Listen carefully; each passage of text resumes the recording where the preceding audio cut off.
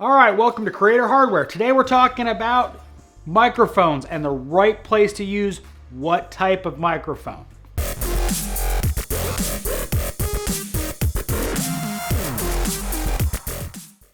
All right, well, the most obvious choice first is right out of your camera, whether it be your cell phone, a DSLR, mirrorless camera, camcorder, usually a very poor choice. Most times the audio out of a camcorder, camera, be it whatever it be, is gonna be a pretty poor choice. The worst thing you can do is have poor audio. Doesn't matter how good the video is, you need really good audio. At the bare minimum, I would suggest investing in a lavalier mic. Now, a lavalier mic is real simple. You clip it here, plug it into your input on your camera, you record audio through a mic.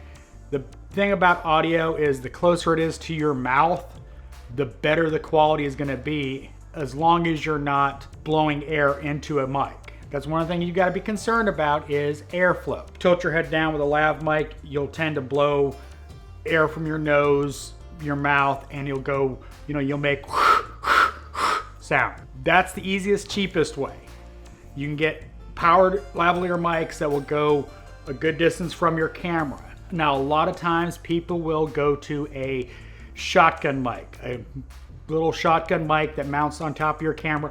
I left mine at the shop, so I don't have mine, but it makes for good scratch audio. The problem is the distance between you and the camera results in some unwanted sounds.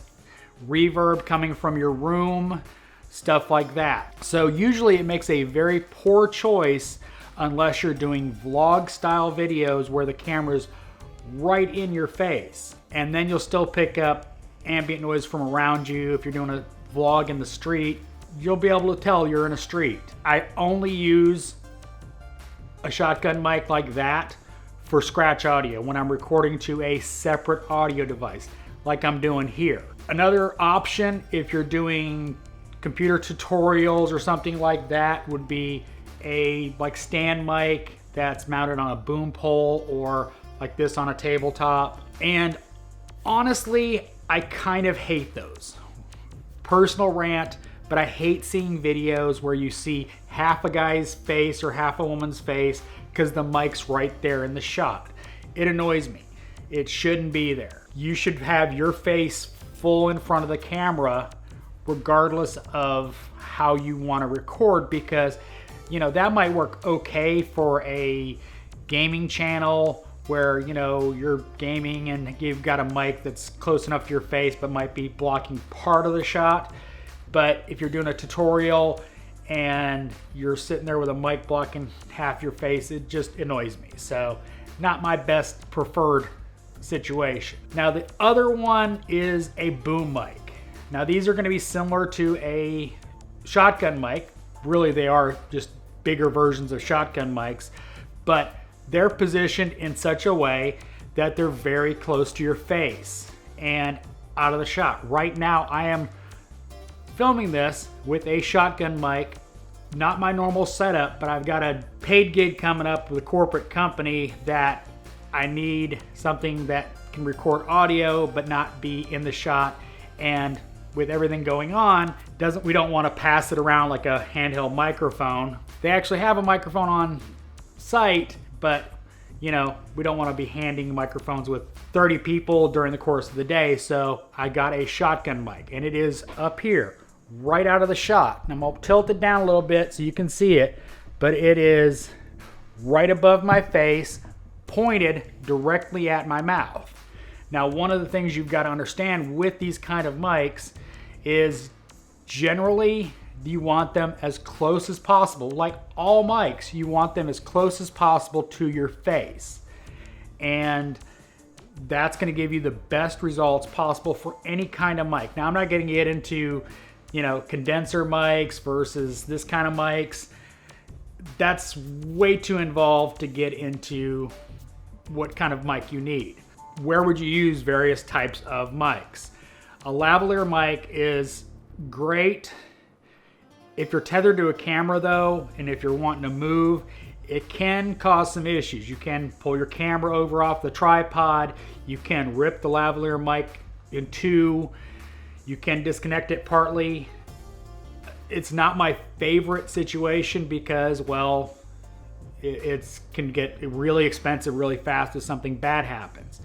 Another option, and one I used for a year and a half, I believe, I got a XLR input lavalier mic and used a Zoom, either an H1 with a regular mic, or this is an H4n Pro recorder. Now, obviously I don't want to use the actual mic that's on top because it's got to be close to your face and it's going to be kind of in the shot, and I move around a lot. So I wanted something that I could literally stuff in my back pocket like a wireless system, and that way I'd record it separate. I'd have scratch audio from my camera. Worst case scenario, if your audio out of the recorder is bad, you can upload a video with the scratch audio and try to fix it a little bit in post. Not ideal, but it's possible.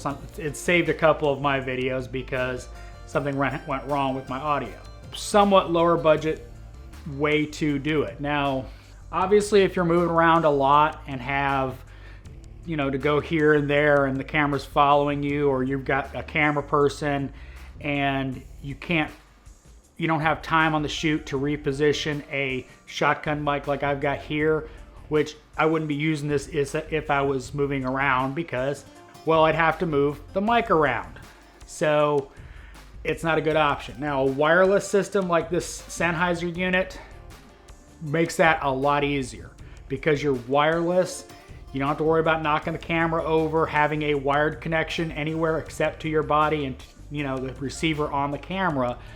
But they get a little pricey, and it's not a good starting point, but it's a good option if you need that kind of ability in your filming. That's, you know, something that's really important to me.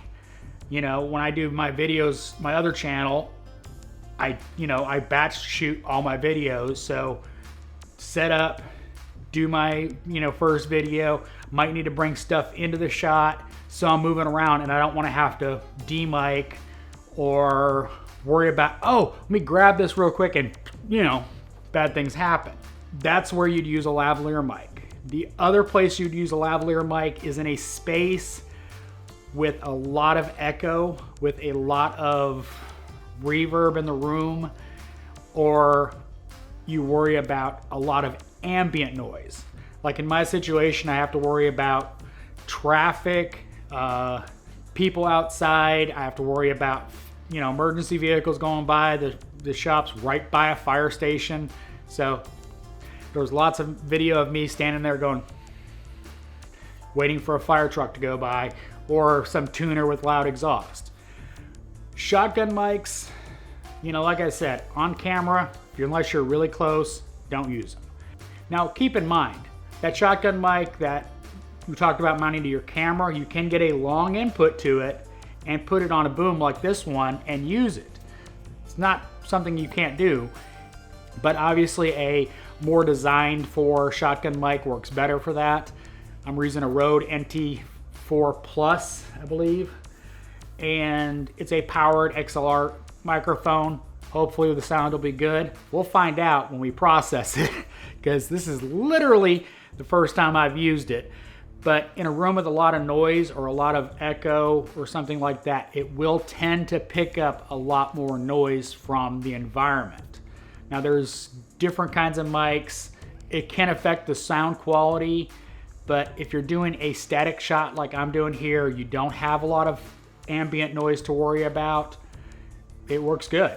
Well, I guess we'll find out when I edit this, but it works good as long as you're not moving.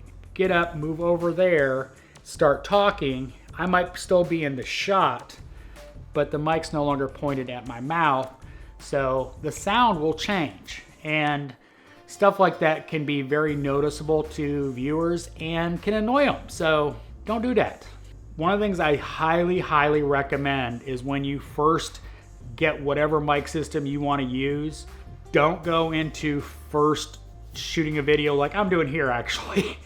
I recommend you do a test shot. Now I've got time, I can redo this video with a different audio solution, but the whole point of it is do a test video in the location you shoot in, because that solution may not work for your situation, you know, or your voice.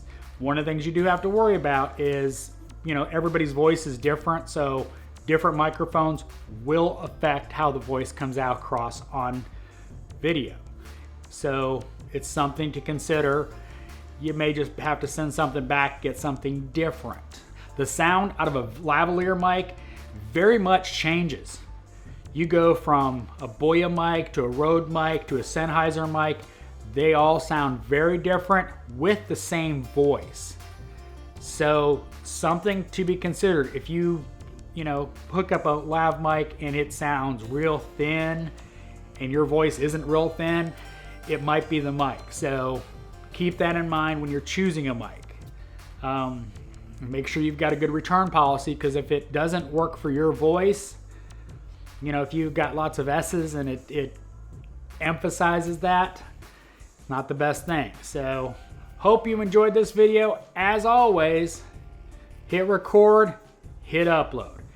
And thanks for watching. This is Creator Hardware.